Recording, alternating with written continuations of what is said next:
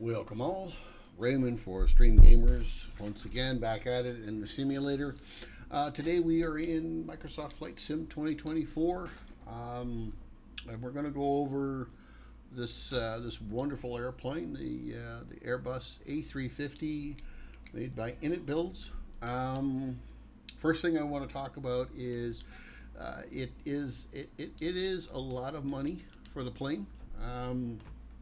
So each to their own. I mean, everybody needs to govern themselves how they govern themselves. But let's just look at their website. $80, basically $80 USD and 110 for us here in Canada.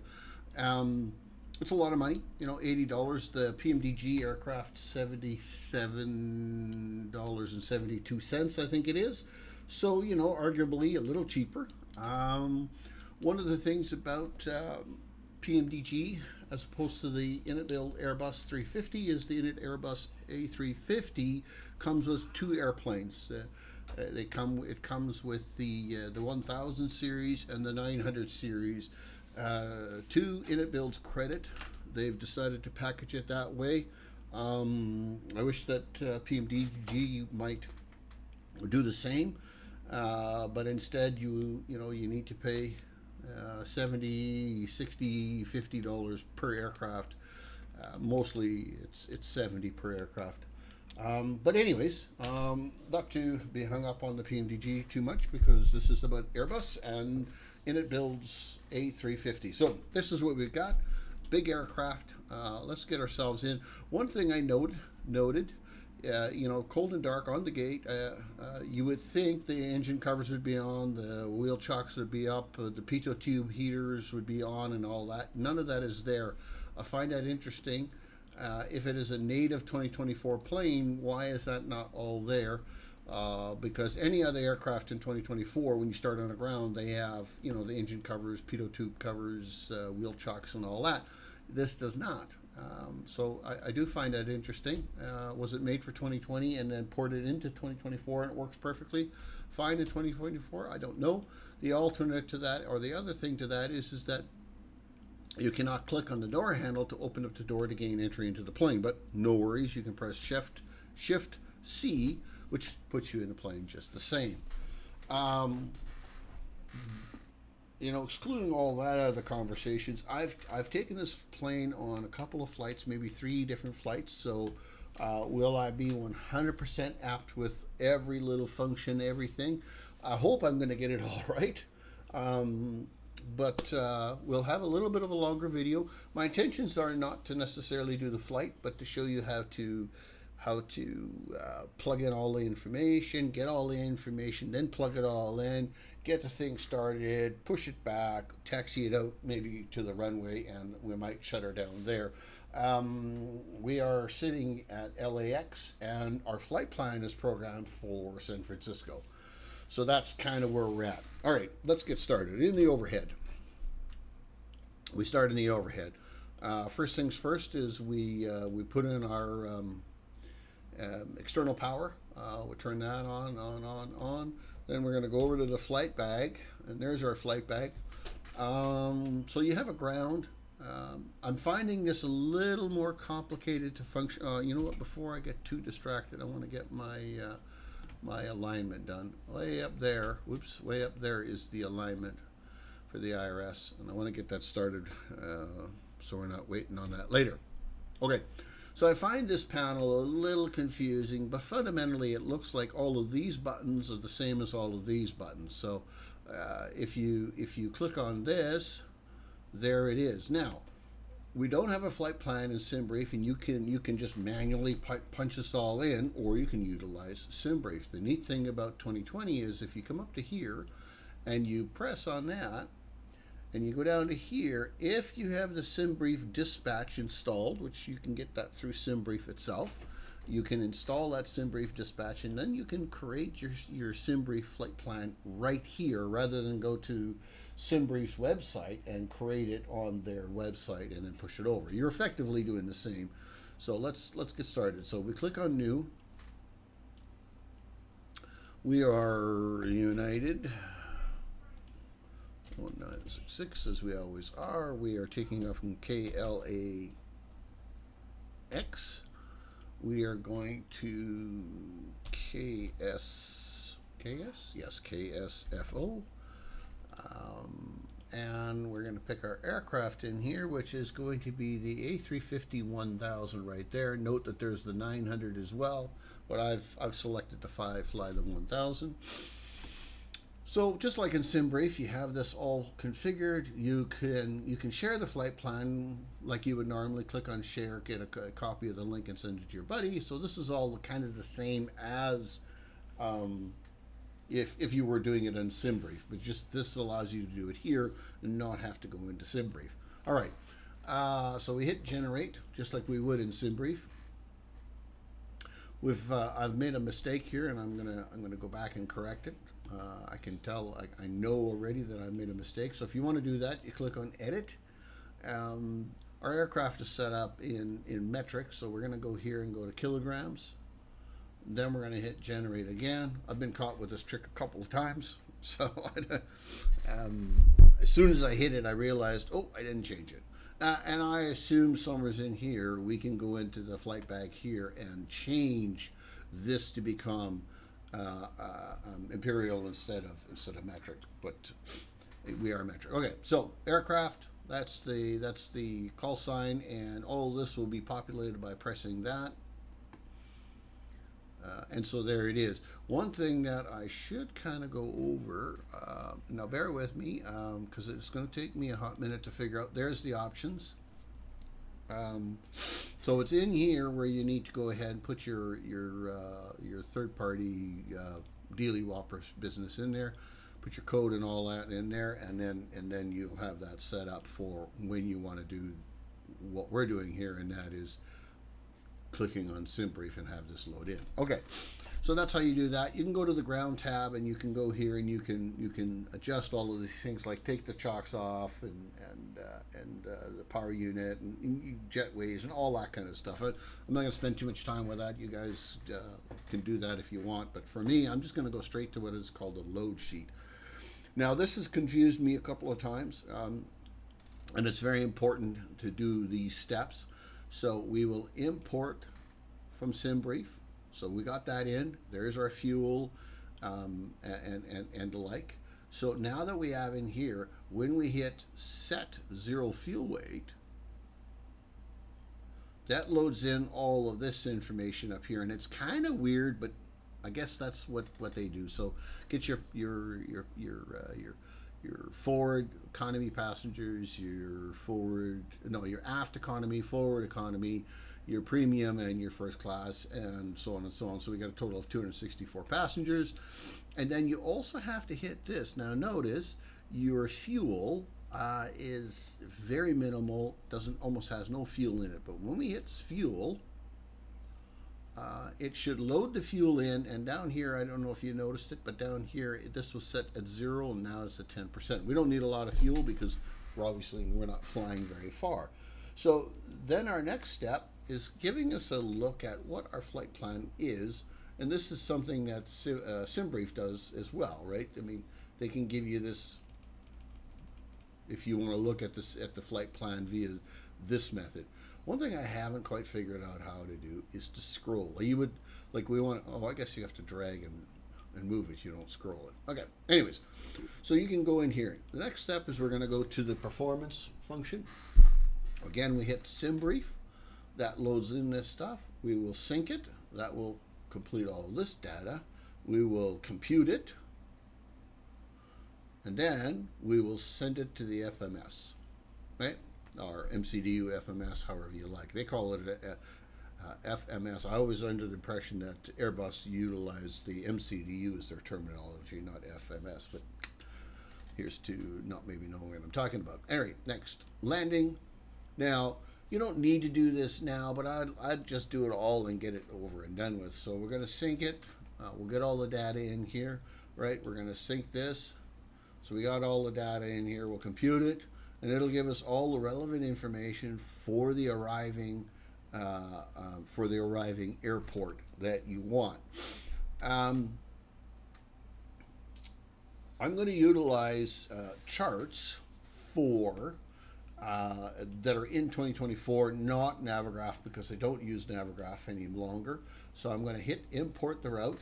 And when we do the import of the route, and it finishes it up, we'll go down here, click on Flight Planner, and then click on the little squiggles, and here is the actual flight plan that we have. So now we can go here, we can click on, oops, sorry, I clicked on the wrong one. We can click on this. We know that our departing airport, well, we don't know because I got off that screen. Let me go back there quickly. So we are taking off 24 left, arriving 28 right. Okay, 24 left. So if we go back to here, 24 left, and there's all of our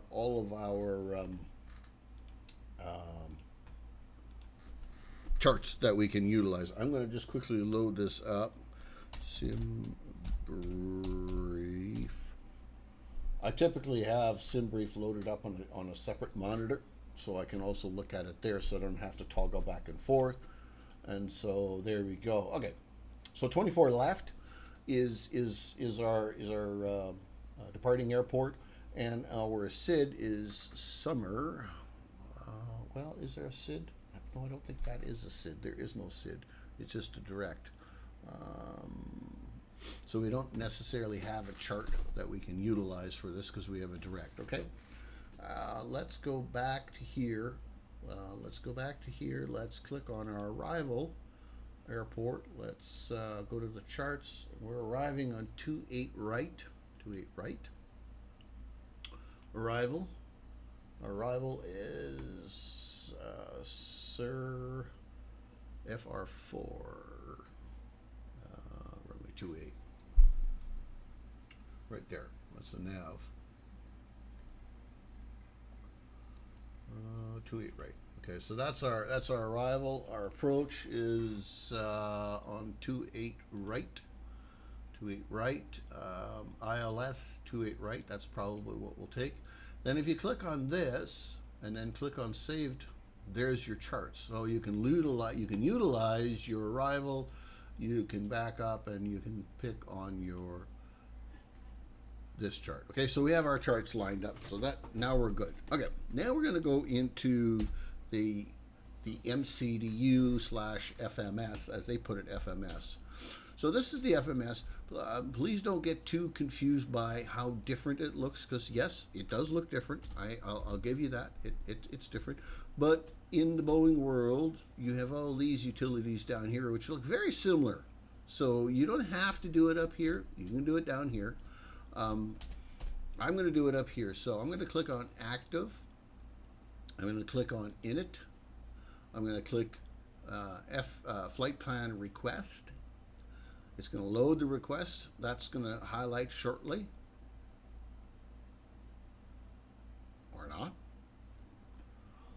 There it is. See, it's gone back to highlight. Then just click it again and click on Insert. When you click on Insert, it puts the flight plan in, and now you can see the flight plan, as it were. So we've got our flight plan in. Now you've got all these buttons down here that you can move around with and use. So the IRS alignment, you can go there and click on it. You can go there and click on it and check that it's been aligned and so forth if you like. You can hit the return button and go back to your departure. So we know our departure is 24 left. So we look for 24, not 25, but 24 left right there. Do we have a SID? Well, there are SIDs available to us, but I don't think we actually had one. Let me just make sure that there isn't that summer one in here that I had seen. Well, there is summer right there. It is summer 2. So that is the SID. So we'll pick the SID, summer 2. Is there a transition? Transition is STOKD. Yes, there. So you can see that's been selected, right? LAX, right? Runway 24 left. There's the length. There's the course. There's the frequency, the SID, the transition. And we go down here and we click on this button here, that adds it in to here, but we still have one more, and we have to insert the plan. Note that it's this odd looking color-ish, yellow, whatever, but when we press it, boom, it goes red. That means now the flight plan is in. Now we click down here for San Francisco, and we repeat the same process. So 28, so 28 right, there's 28 right. The approach will be 28 right. It will be, the star is going to be SER. Gotta scroll this down a bit. SERFR4.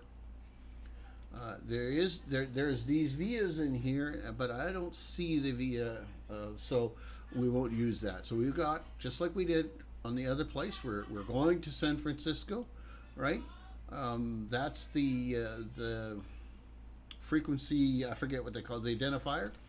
The runway 28 right, the length of the runway, the course of the runway, the ILS 28 right, the frequency, and the star with no transition or vias, no vias. And the same thing, press this button here, it brings it into here, hit insert, and away we go. Now, we're going to go through here, we're just going to verify there's no discontinuities, vectors, or manuals, which there are none. So that part's good. We're done there, okay? So the next step is we're going to click on here, and we're going to go to performance, okay? So you noted that when we did it on the FM, on the flight bag, we put all this in, and that's why this information is here. Hit confirm, it transfers it into there. It gives us a flex if we want to use a flex, or a toga. Okay, so let's get this out of the way. I'm not a pilot, nor am I an Airbus or a Boeing or any pilot of any sort. I'm just a person who loves flight simulation and has learned a thing or two. And a lot of, maybe not all of my methods of explaining it are completely 100% accurate, or the vernacular isn't quite right. But flex is kind of a derated takeoff, right? We're going to derate the engines for takeoff, so they A, don't burn as much fuel, C, they don't create as much noise, and so on and so on. And Boeing does the exact same thing. They use a little different way of doing it, I guess, as opposed to they don't use flex, right? They use toga, and then I think the FMC kind of derates the engines back based on a profile. Anyways, but we're going to use flex 72 is our we're going to use our profile. You can go through these tabs, and you can, just like any Airbus, go through here, and you can modify, what your climb will be, are you going to use a CI of 20, or are you going to use whatever, right? Here we're going to use an automatic derated of the engines, but again, you can change that in here, okay? So we're gonna leave this all default, because we're not gonna change out a whole lot. There's our cruise tab, what our cruise will be. So we're gonna use a managed cruise of this, okay? There's our descent, and again, we're gonna use a managed descent, and there's our descent, right? All that good stuff.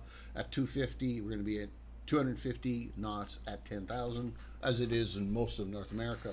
I suspect all of North America. Okay, I'm not gonna go through that too much more. Fuel and payload.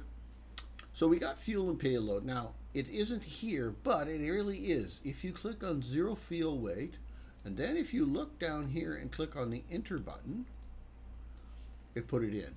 Block fuel, oops, enter, it's in. CG, go down, hit enter.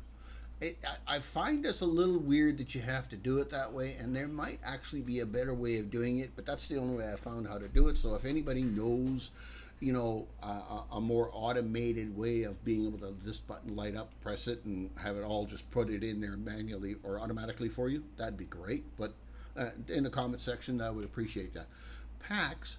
So it doesn't give you the packs here yourself, but if you look at your flight plan, it says 264, and we had seen that, previously in the, hang on, in here, I believe we had seen we had 264 passengers. Somewhere's in here we had seen that. It might be here. It's probably right there. Yeah, 264 passengers right there, okay? So we go back to here, and we say, okay, we want 264. This is the one that the only way I found how to do this is type it in 264. Okay, so we've got it in there. You do have to hit the enter in order to get that to be put in there and actually work. Okay, so we've got all that set, right? As far as I know, everything has now been set. What I like to do is I like to kind of go through this process one more time, just take a quick brief look to make sure everything looks right. I haven't gone somewhere and missed something, right? So it looks good to me. We're going to use flex as our takeoff. These are our V speeds. Our fuel, sorry, not our wind. We don't use wind. Our fuel, that looks all good to me. We're going to clear some of these messages down there. And it looks good to me. So we're going to have, well, I'm going to have that set on flight. Now, for those that want to do checklists and so forth, you do have the checklists put right there. So you can go here and prepare the cockpit. So gear, pin, you know, all these wonderful things. Oops. Oh, look at that. I accidentally clicked on a button. So what I'm not sure about this is if I do this, the only way I can seem to get back to the menu and is to go here. But if I go back there and no, not reset. That's not what I wanted to do. Sorry. Let me there. Well, let me click on that. CL. But it doesn't say that it's been checked, right? But if I do here, check complete, now if I go back in there again, it shows that it's been checked off and completed. But I have to create that same process through each one of these things. Now, this isn't about a checklist. I just wanted to show you how the checklist, where the checklist is, if you choose and want to use it. I'm not going to, because I'm not going to. So our flight level is 3.6. So we're going to go up here and we're going to, first of all, enable my autopilot panel. So we're going to be 3.6. 360, that is. So Airbus, let's just talk a little bit about some of the nuances and the differences about Airbus for those pilots that are Boeing pilots and somewhat new to Airbus. Again, not an Airbus pilot, nor am I a Boeing pilot. But I do want to kind of go over some of the uniquely different looks to how the aircrafts are and buttons and doodabbers. Obviously, altitude is very simple. With it, we see that on both airplanes. We see vertical speed on both airplanes, so that's neither here nor there. We see speed and heading. That's the same. Autopilot. That's all the same. Most of this is all the same. Where it gets a little different is the functionality of how all this works. One thing you notice here is you do not see LNAV, VNAV, right? So you don't see the vertical and horizontal navigation holds. You don't see that. What you do see is these dashed lines, and that is telling you that the aircraft is in what's called managed mode, which is similar to LNAV, VNAV. It's managed mode. It's just Boeing's way of doing it, okay? But otherwise, everything else is virtually exactly the same. It looks a little different, but it's all the same, okay? So I just wanted to make sure that for those Boeing pilots, they don't see their LNAV, VNAV. That is because the Airbus doesn't do LNAV, VNAV. They do what's called managed mode, but they're the same, right? I can click on these buttons down here and take it off of managed mode, or turn off the LNAV and VNAV, and then we have unmanaged mode, or in the Boeing's position, we have heading hold, okay? Or I can push the up arrows and put it back to managed mode, or in the Boeing area, effectively pressing LNAV and VNAV. They're one and the same, okay? All right, I don't want to spend too much time on that because we still got some start, push, and all that to deal with. All right, so the next thing is, let's think about pushing the aircraft back and how we do that. Now, of course, we have these utilities in here that we can utilize to do it here, but we also have a utility in the aircraft. No, ground. That's it. We also have a utility in here. One thing I did forget is to put the APU on, so we're going to need a minute for that APU.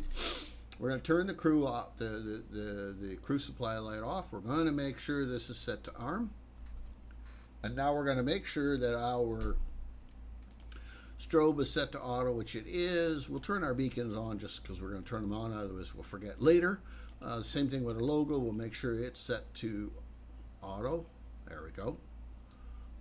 We're going to make sure that no smoking is set to auto. Seatbelts are on auto, and the like. Now we're going to wait for the aircraft's. We're going to turn on our fuel pumps. You know what? I better just re-hit my button up there and then just scroll up there. There we go. We're going to turn on all this stuff so we can make sure we got fuel. So that will eventually start itself up. But what I want to do is I want to go over this function. So what I'm finding, and for whatever reason, I'm not 100% sure that I understand why this is happening. But what is happening is each time I use the pushback, it tends to not push it back straight. You know, if I say I want it to go back straight, it tends to push it back on some angle, and it seems to want to turn the aircraft. So what I've done is when I say I want to push back and I want to push back straight, I'll push it back and get it to start going back, and then I'll push it again so that it goes back straight. Notice we don't got a lot of room here, so we're going to probably push back and start turning almost right away, because we want to push back and turn out this way so we can taxi out that way. Okay, let's go back in the aircraft. No. We'll just finish making sure the rest of it, the start procedure is done. We'll get our chocks taken off, right? We'll remove the GPU as soon as our APU is available, which it is now. So we're going to remove the GPU again. So we're going to go back to there. We're going to remove that. Whoops, I said we're going to remove that. We're going to go up here and just validate that it has been removed. It has. Okay. So now we're on APU power and only APU power. And we're ready to do a pushback. So what I often like to do is I like to kind of identify, you know, what is my plan. So my plan is to go to 24 left. So there's 24 left right there, and I am sitting where? Where am I sitting? Somewheres I am. Can't see it for looking apparently. Oh, there I am. Right there, and there's 24 left. So I'm going to just drag this over here so you can see what I'm doing. I use a little nav map quite a bit. So my plane is right here, and our departure runway is there. So I bring this up like this so I can kind of see, you know, what my plan is. What are the taxiways I intend to take? Of course, if you're using VATSIM, you would get the controller to you know, give you the taxi rate and say, hey, go here, get on this taxiway, and then go on that taxiway, and so forth. But my plan will be is I'm going to push back, turn this way, I'm going to taxi up here, I'm going to taxi over here, and get lined up and ready to go. So let's just move that out of the way. I'll move the left of the plane, the back of the plane left. So without further ado, let us, and you'll see when I push there, I believe I got it set. Let's try that again. There we go. So I'm set. I'm waiting for the tug to get lined up. Okay. And I'll take my park brake off, and he'll start pushing this back, and then we're going to turn it left. That's our plan right there. We're going to turn it left. As soon as I'll wait for a second for it to roll back. I won't see what it does, how it turns it immediately left. So we're going to make sure now we're straight. I'll just take a quick peek outside and look. Yeah, we'll start turning left. You notice how it immediately swung the aircraft to the left, and when I told it to go straight back. I don't know if that's a me problem or if that's the plane problem. And maybe they're going to get it corrected. Hopefully they'll get it corrected. Looks like I should have maybe started turning it left immediately. And maybe that's the reason why it does that. Anyways, doesn't matter. I'll put a stop on it right here.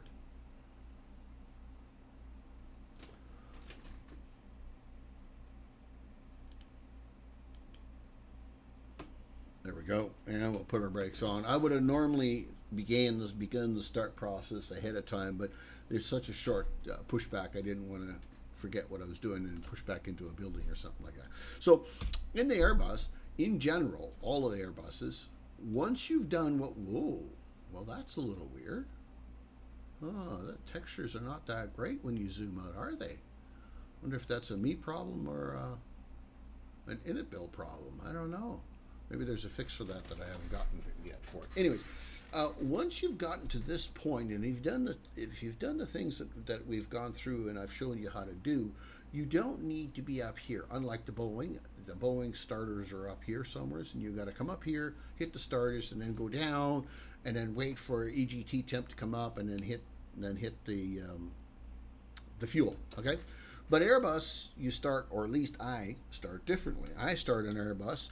We start by looking down here. Here's our engines, okay, and here's our igniters, okay. Fuel pumps are on, so we're going to put it to start. We're going to put the first one on, and then we're going to look. And then we're going to look here.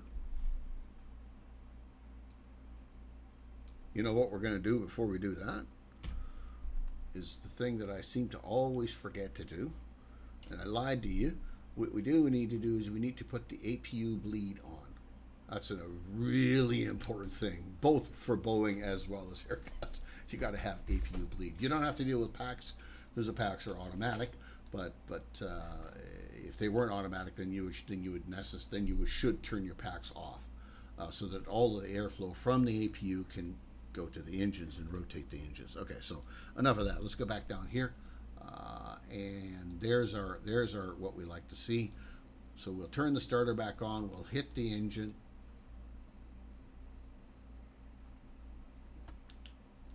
This is weird that it's I've got this screen right here.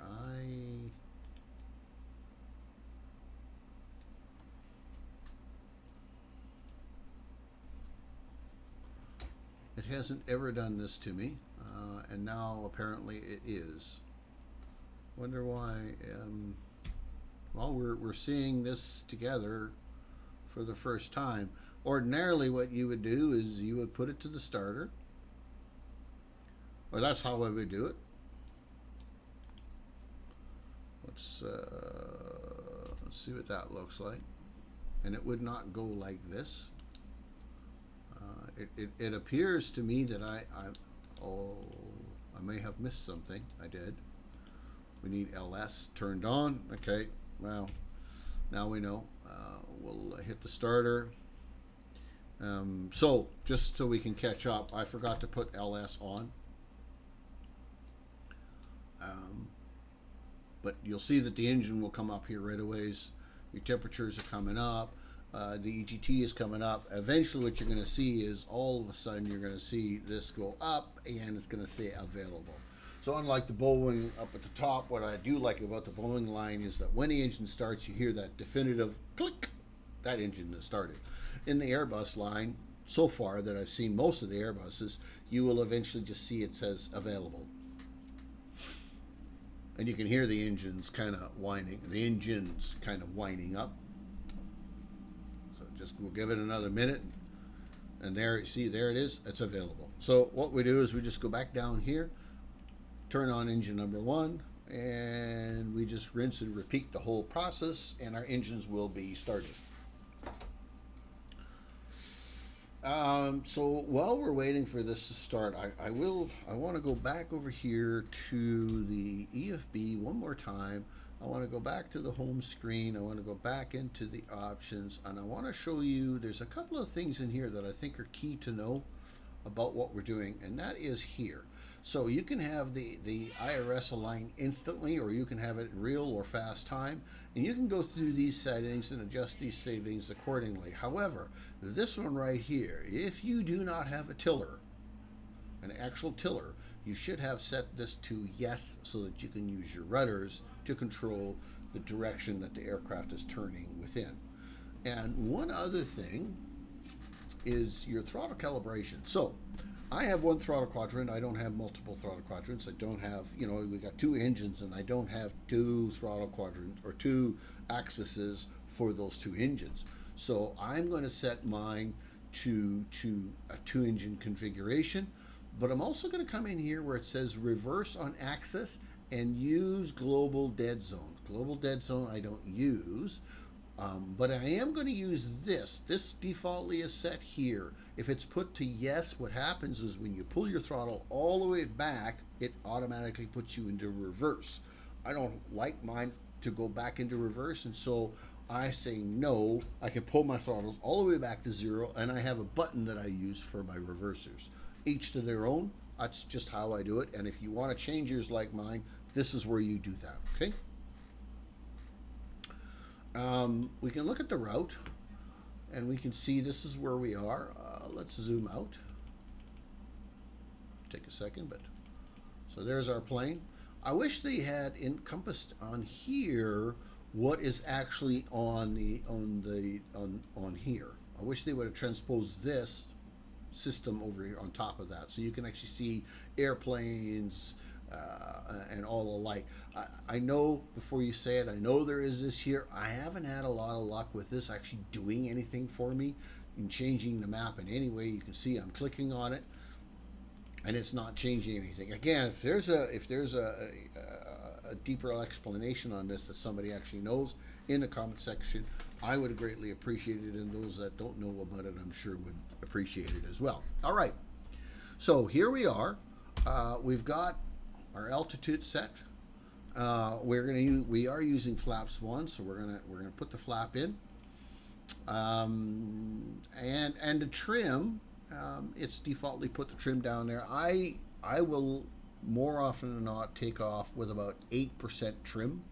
I know that 11% is kind of that default whatever setup, I believe, but I like to take off with right around 8% trim, 1 notch of flaps, or the first notch of flaps. And so we know that by pressing this, and there's our first notch of flaps. Now, I don't know the scale. Oops. This is very reactive, and I'm just not used to how quick it moves around. I don't know why it says here flaps are set for 10 degrees and 1. There's probably some correlation in there that I'm not aware of. Anyways, we're going to begin our taxi.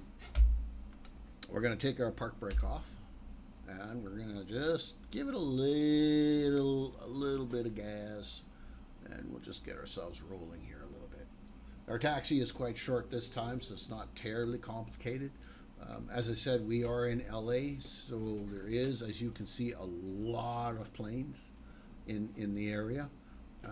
We could have just decided to turn all that off, and in hindsight, maybe we could have or should have, but we didn't. So what we're gonna do is we're gonna probably avoid the track that all these other guys are taxiing on, and we'll taxi in a different route, contrary to what I said we were gonna do. We'll take a bit of a lower route.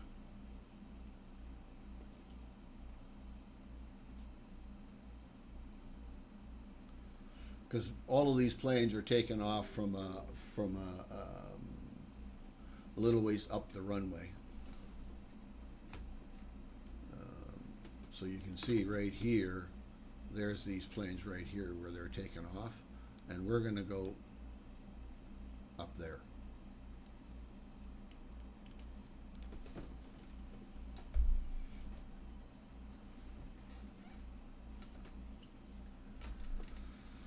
Come on now, let's roll.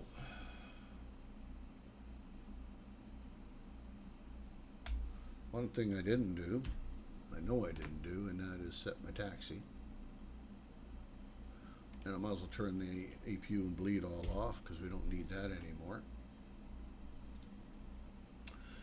So once we get up there, I'm just gonna kind of go over the process in which I use for the takeoff, how I take off using an Airbus as opposed to a Boeing. So Boeing, typically what you do is you set your aircraft's throttles to TOGA, and then the MCDU, FMS, and the profile used for thrust and everything else is managed on the computer.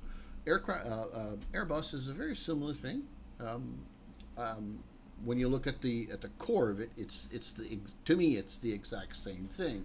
It's done slightly different in terms of what the buttons look like and the functionality of it and what you do with it. And I'll show you what I mean here shortly. I'm just going to rotate here and turn a little bit and get myself sort of lined up, and then we'll go down and we'll have a look at what I mean by it's similar. Am I sneaking onto the runway? I think I am. I wish I wasn't. Anyways, we'll leave it there. Okay, so let's hit the park brake. Let's look down here at the at the throttle coin. So Airbus, most of the Airbuses anyways that I've ever seen, they all have this auto throttle position, CL position, flex position, toga position. So you can just push the throttles forward and use toga, and that means the engines aren't derated at all, and it's just full thrust, let her rip. Typically, when we use the flex, temperature of 72, that means we're going to set it to flex, and we're going to push the throttles up to flex. So this will be in flex. And once we take off and we get off the ground and we call gear up, we'll pull the gear up, and then we're going to put it into climb mode or CL mode. I call that climb mode.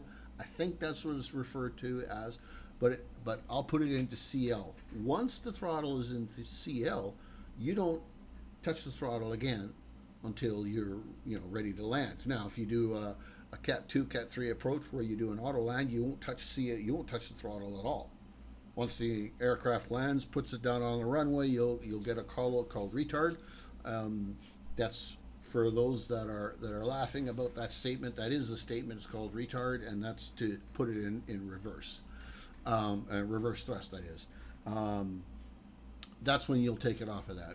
Likewise, if you're coming in on your approach and you're just doing a regular ILS approach and you're going to land the plane yourself, you will eventually at some point make the decision to pull it off of that and control the throttle yourself. And so you'll just pull it off of CL and you'll start controlling the throttle yourself, either with the auto throttle, right? So you can just go up and say, well, I'm gonna take the throttle off right there, and then I'm going to use auto throttle, but I'm just going to control the speed via that way. Okay, and the other way is to just turn the auto throttle off as well entirely. Turn the autopilot, turn the autopilot off, turn the auto throttle off, and now you're in control of the aircraft entirely for what you want to do. You control the aircraft completely. Okay, all right.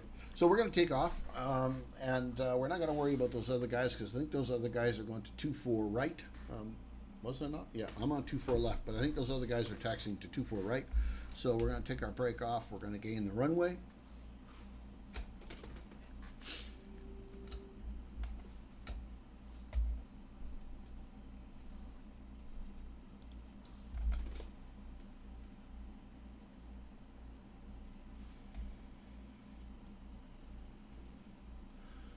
We're probably going to have to taxi through somebody here because of their lining up to 2-4 right. I don't fully understand the whole reasoning why everybody's going to 2-4 right, and SimBrief told me to go 2-4 left, but they did. So we'll line ourselves up here quickly. And there's so many of them. Ordinarily, anybody who knows how I fly, ordinarily, I would wait for traffic to get through, but there's just, you can see them, they're just all piling up here. And I would end up waiting in an indefinite amount of time, so I'm just not going to do that. Okay.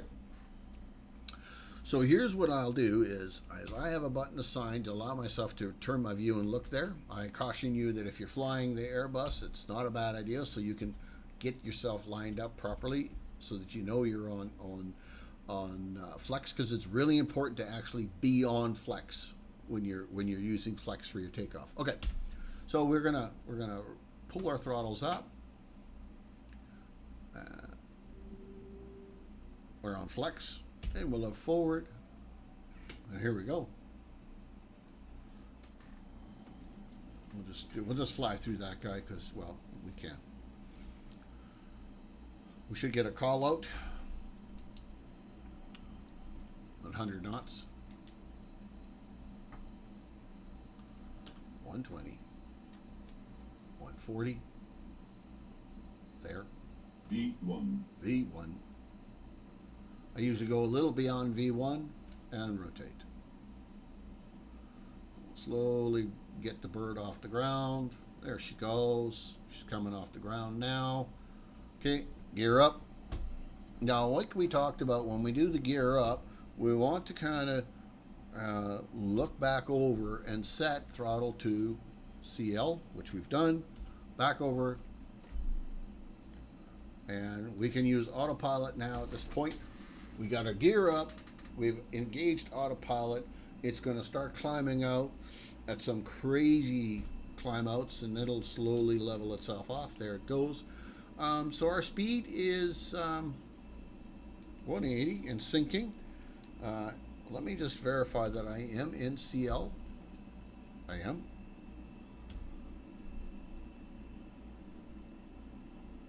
It'll come around. It's working on it right now.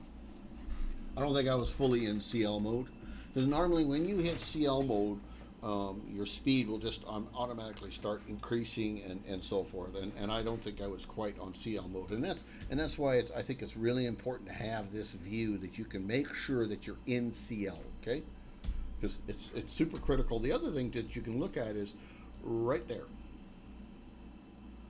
Throttle DCLB or climb. Okay, I think this is the one we're looking for. Make sure it says that, and then you will have it in. So you don't necessarily need to look at that. It just, I guess, for me, that's what I do. Okay, so we're climbing. We're gonna, flaps are coming up. Flaps are up.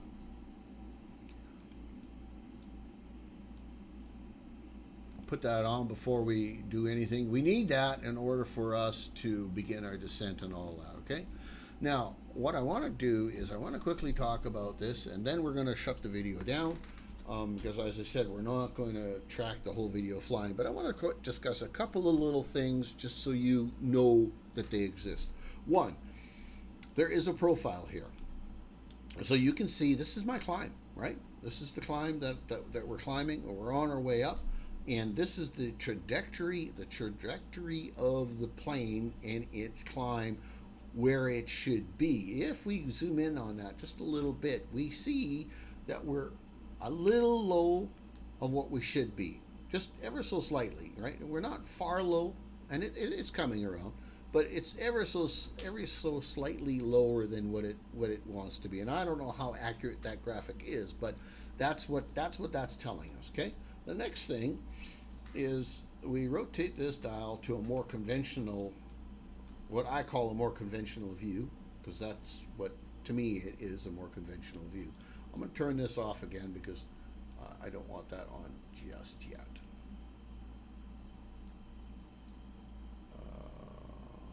Yeah, okay. Excuse me. Okay. Put on the wrong ones. That's what I want on. Not LS is for the landing. Okay. So what you're going to see, and I won't show it to you on this. I may finish off the flight and I'll record the approaching and everything else. But what you're seeing here is this little dot with this altitude and all that in here. If you turn on this here, turn that off and you'll see it goes away. But if you put that back on, it's saying, hey, we want to be something below 12,000 feet at this point. And the fact that it's got a magenta circle around here, it's saying that we will achieve the goal. So the same thing can be said for on your way down. If you see a yellow or a red, that means you're not, the red means you're not going to achieve your targeted goal. Excuse me. And yellow means it's close, okay? So just be aware that that's what that means. Boeing has a different setup that they use in order to tell you these things than Airbus, but that's what this means, this coloring in here, as far as I know. And again, if I'm wrong, in the comment sections. All right, Raymond for Stream Gamers, I would appreciate a like, subscribe if you find this type of stuff interesting. a comment if you would like to comment in some inaccuracy that I've given. You will not hurt my feelings if I've given inaccurate information, because this is how we learn. So if I've provided inaccurate information down in the comment sections, it is there where to put it. I would appreciate some, you know, common politeness, but I can't control what people do, so sometimes people get a little zealous. But please give me your comments nevertheless, good, bad, or otherwise. The same thing can be said for like and dislike. If you dislike the video, the button to push down there is dislike. Do not push a like button if you don't like it, or don't push any buttons if you dislike it. If you disliked what I've created, give me the dislike, because that tells me that I need to change for some people what I'm doing, and I'm not doing as good a job as I should. Anyways, as always, don't sweat the little things. The little things will look after themselves. The big things, do what you can about the big things, because they need to be addressed. But if you can't do anything about them, then don't sweat them, because you can't do anything about them. And most importantly, be kind. Be kind to everybody. You have no idea what that person's day has been, and what has prompted them to be that way. We've all had moments of weakness where we've been less than kind. The best way to handle that moment is be kind to the person regardless, and you will find that if you are still kind about it, it will lessen the tension for you as well for them. Raymond for Stream Gamers. I hope you've enjoyed the video. I know I've enjoyed making it. Here we are on our A350 1000 above the white puffy stuff on our way to San Francisco. I will bid you all adieu, and until the next one, bye-bye now.